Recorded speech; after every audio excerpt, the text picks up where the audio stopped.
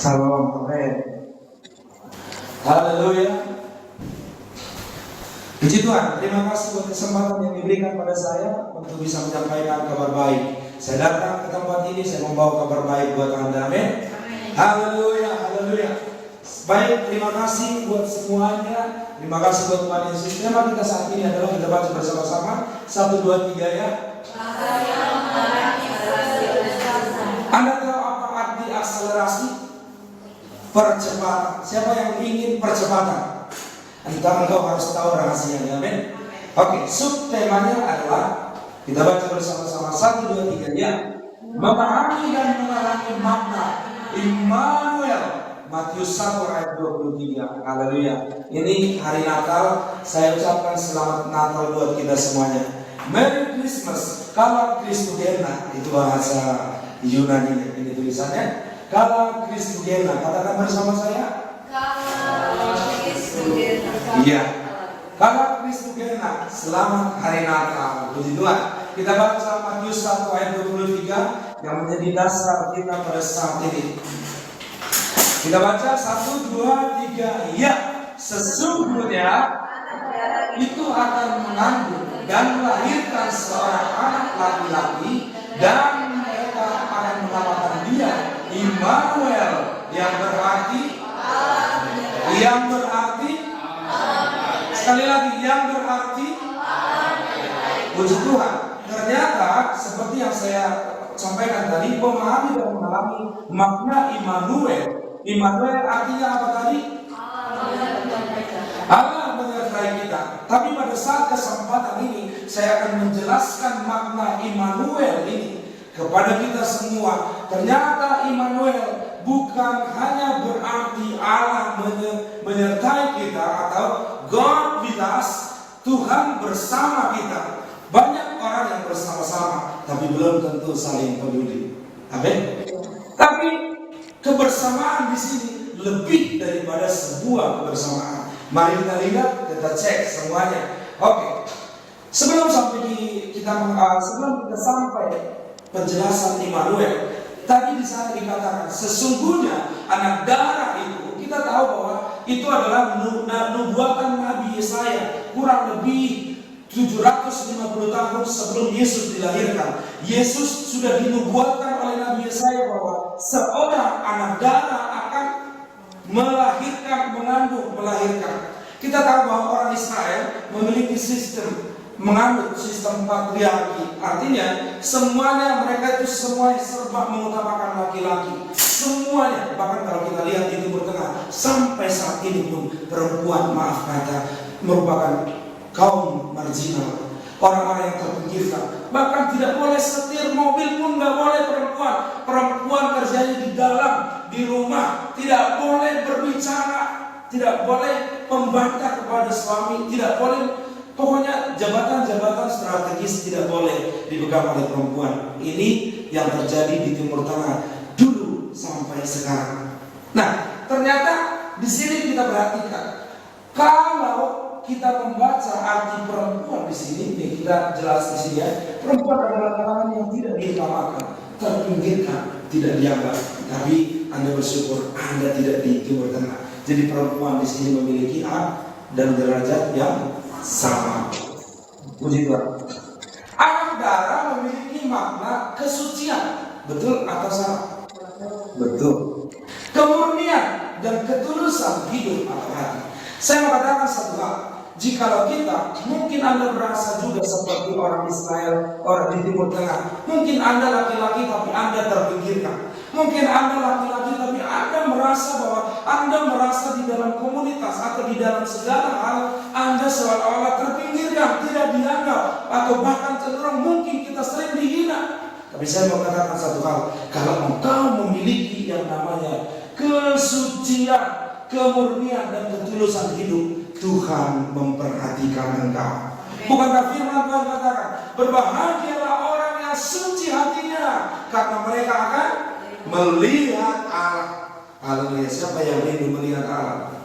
Engkau harus memiliki kesucian hati, ketulusan hati. Baik, kita lanjut kepada arti Immanuel tadi. Kok hilang?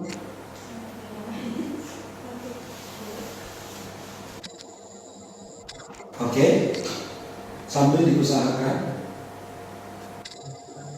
Kata Immanuel memiliki arti selain Tuhan bersama kita atau Tuhan menyertai kita. Kata Immanuel ini berasal dari bahasa Ibrani, dari kata ini merupakan compound word, dua atau lebih kata digabung menjadi satu.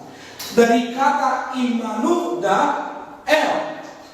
Kata Immanu dan El sendiri memiliki pengertian. Kita fokus saja ke sini. El memiliki pengertian Tuhan yang maha tinggi, Tuhan yang maha perkasa, Tuhan yang maha dahsyat, Tuhan yang maha hebat. Itu pengertian kata El. Dan satu sisi, kalau kita lihat di dalam perjanjian lama, kata El ini adalah satu sisi daripada Tuhan. Tuhan yang tidak terhampiri. Kalau engkau mau menghampiri Tuhan yang dalam bentuk atau wujud El ini, engkau harus membawa korban darah binatang, baik itu lembu, kambing ataupun burung merpati atau burung tekukor. Dan engkau tidak bisa membawa itu langsung kepada Tuhan. Engkau harus menggunakan imam. Dan itu pun tidak boleh sembarangan, saudara. Sekali setahun saja. Betapa susahnya bertemu dengan El ini. Tetapi di sini, ketika El ini dikombin dengan Immanu tadi, ada dua kata dari kata Immanuel ini, yaitu yang pertama Immanu dan El. El sudah kita jelaskan pengertiannya, dan Immanu memiliki arti dan dari kata dasar in. Katakan bersama saya in. In ini memiliki arti Tuhan beserta kita atau Tuhan menyertai kita.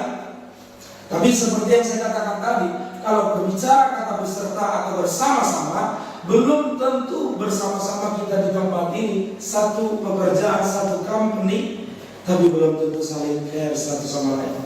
Tapi lebih daripada itu, ini berbicara tentang Tuhan yang peduli dengan hidup kita, Tuhan yang menyertai kita. Kalau Tuhan yang menyertai kita, firman Tuhan katakan, sekali Tuhan di pihak kita, siapakah lawan kita? Arti yang selanjutnya lebih daripada menyertai atau bersama-sama ini memiliki arti adalah Dia menuntun kita. Ini ada sebuah konteks yang lebih dekat tadi. Dia memegang tangan kananmu, dan bahkan di dalam perjanjian lama seringkali dikatakan Tuhan sendiri yang akan memegang tangan kananmu yang membawa kepada kemenangan. Betapa hebatnya kata Immanuel ini.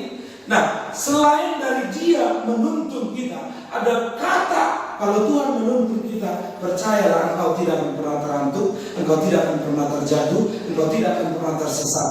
Bahkan kalau Dia menuntun kita, ini berarti Dia bertindak dalam kehidupan kita. Selain dari kata ini, selain dari kata menuntun ini, kata ini juga memiliki pengertian Dia menggendong kita. Ini bahkan lebih dalam lagi, saudara, lebih close lagi, lebih dekat lagi. Artinya Dia menggendong kita. Bentuk menggendong ini dalam, kalau kita lihat di Indonesia biasanya anak-anak berbagai versi menggendongnya ya. Siapa yang punya baby di sini? Biasanya digendong begini kan? Dan itu membicarakan tentang El Shaddai. Shad itu sendiri adalah buah dada ibu, payudara wanita. Dan kata menggendong dikombin dengan El Shaddai ini, maka menjadi begini. Tangan kirinya ada di belakang kepalamu, dan tangan kanannya memeluk engkau. Engkau digendong seperti ini. Tapi lebih daripada itu, Dia memberikan engkau bentuk pemeliharaannya. Engkau disusui oleh Tuhan. Itu berbentuk pemeliharaan Tuhan. Ini maka kata El Shaddai itu yang dikaitkan dengan kata in. Lebih daripada itu ada juga, saya suka dengan istilah ini, menggendong, ditaruh di atas kepala, di pundak kita, di pundaknya. Tuhan, kalau engkau memiliki kesucian hati, kalau engkau memiliki ketulusan hidup, saya mengatakan satu hal, orang lain boleh merendahkan engkau, tetapi Tuhan akan meninggikan engkau. Kata menggendong di sini ditaruh di pundak itu berbicara tentang sebuah peninggian, sebuah penghormatan dari Tuhan. Engkau diangkat tinggi oleh Tuhan. Beberapa di antara kita yang rindu diangkat tinggi oleh Tuhan, engkau harus mengalami namanya Immanuel ini. Ada beberapa kata yang tadi sudah kita sampaikan, yang sudah kita dengarkan, yaitu dia bukan sekedar menyertai kita, dia bukan sekedar menuntun kita, dia juga menggendong kita, digendong seperti ini atau digendong seperti ini. Itu bentuk sebuah pemeliharaan Tuhan yang hebat, luar biasa dan nyata dalam hidup kita. Dan yang terakhir, dari pengertian kata im ini, dia ada di dalam engkau. Dia menjadi satu dengan engkau. Ini sesuatu yang mustahil di dalam perjanjian lama. Tidak mungkin Tuhan yang Maha Tinggi itu mau berdiam di dalam manusia yang berdosa. Inilah kehadiran Yesus membawa kepada kita sebuah dimensi baru pengenalan akan Tuhan. Dia sendiri, dia berkata, aku di dalam kamu dan kamu di dalam aku. Ini sesuatu yang luar biasa. Saya katakan saudara, engkau mungkin punya keterbatasan. Engkau mungkin punya kelemahan-kelemahan dalam hidup ini. Engkau mempunyai keterbatasan, ketidakberdayaan. Tapi saya mau katakan satu hal. Boleh saja engkau memiliki keterbatasan, tetapi kalau engkau menjadi satu dengan Tuhan yang Maha Tinggi itu, maka mana yang lebih yang akan bertahan? Yang terbatas atau yang tidak terbatas? Yang tidak terbatas. Artinya engkau boleh punya 1000 atau 1.000.000 keterbatasan, tetapi kalau engkau menjadi satu dengan Tuhan yang Maha Tinggi itu, maka Tuhan yang akan bergerak, bekerja dan menggerakkan kehidupan setiap kita. Berikan tepuk tangan bagi Tuhan kita. Jadi betapa hebatnya Tuhan Immanuel ini. Tuhan Immanuel ini. Itu yang penting kita pahami. Saya akan memberikan contoh bagaimana Tuhan Immanuel ini jadi nyata di dalam kehidupan kita. Kita bisa lihat di dalam Yohanes pasal 6.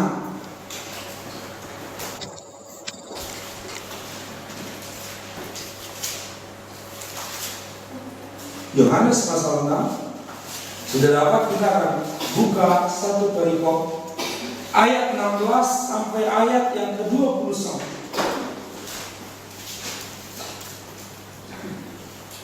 Oke.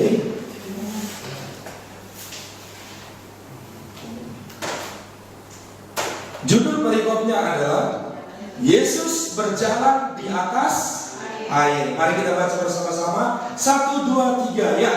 Dan ketika hari sudah mulai malam, murid-murid Yesus pergi ke danau, lalu naik ke perahu dan menyeberang ke Kapernaum. Ketika hari sudah gelap, Yesus pun juga datang mendapatkan mereka. Sedang laut bergelora karena angin kencang. Sesudah mereka mendayung kira-kira 2-3 mil jauhnya, mereka melihat Yesus berjalan di atas air mendekati perahu itu. Maka ketakutanlah mereka. Tetapi Ia berkata kepada mereka, aku ini, jangan takut. Mereka mau menaikkan Dia ke dalam perahu, dan seketika juga perahu itu sampai ke pantai yang mereka tuju. Saya ingin kita melihat ada referensi ayat di bawah judulnya itu. Anda bisa lihat di sini di mana? Matius 14 ayat 22 sampai 33, Markus pasal 6 ayat 45 sampai 52. Artinya ini adalah ayat yang sama yang ditulis oleh orang yang berbeda.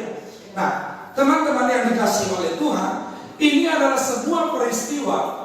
Ayat yang tadi kita baca merupakan sebuah penggalan peristiwa dari satu peristiwa yang sangat fenomenal. Apa itu peristiwanya? Yesus memberi makan 5.000 orang laki-laki. Sama seperti yang saya jelaskan tadi. Maaf, buat ini tradisi di sana, perempuan tidak dihitung. Jadi kalau 5.000 laki-laki, kalau anggaplah itu semuanya punya istri satu. Amin. Istri satu, 2 anak cukup, 2 istri ribut. Itu kalau orang di Jakarta kan begitu. Nah, kalau 5.000 orang laki-laki dengan istrinya berarti 10.000. Kalau umpamanya kita pakai program kami 2 anak cukup yang saya bilang tadi, 2 istri ribut. Nah, berarti ada berapa orang di sana? 20.000. Ya, itu sederhana saja. Belum tentu itu 2 anak, lalu mereka punya 2 anak. Orang Israel pada zaman dulu anaknya bisa 8, 10, 11, banyak seperti itu. Nah, kita bikin rata-rata kita sekarang aja. Nah, dikatakan di dalam ayat yang relasi yang masih referensi dengan ayat tadi, Dikatakan bahwa hari sudah malam pada waktu itu. Mungkin perkiraan saya sekitar jam 8. Ketika hari sudah malam, murid-muridnya berkata kepada Yesus, "Yesus, suruhlah mereka pulang."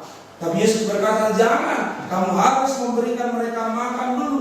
Dan Yesus dan murid-muridnya berkata, 200 dinar mana cukup untuk memberikan roti buat orang sebanyak ini. Tapi Yesus kemudian bertanya, "Apa yang ada padamu?" Dan adalah di situ 2 ekor ikan dan 5 ketupat roti. Orang-orang di sana mudah diatur seperti orang-orang yang ada di sini.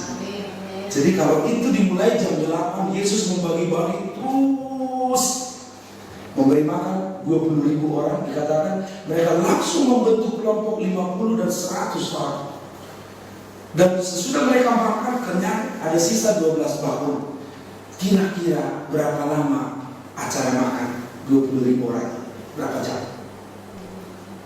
2 jam, 3 jam? Setuju? Oke. Berarti jam 8, 9, 10, 11, 3 jam lah kita taruh ya. Semuanya bersih dan mereka bilang, "Sayonara, sampai jumpa lagi." Seperti itu. Dan mereka pulang. Jam 11 di ayat tadi yang kita baca, maka itu dikatakan sudah malam.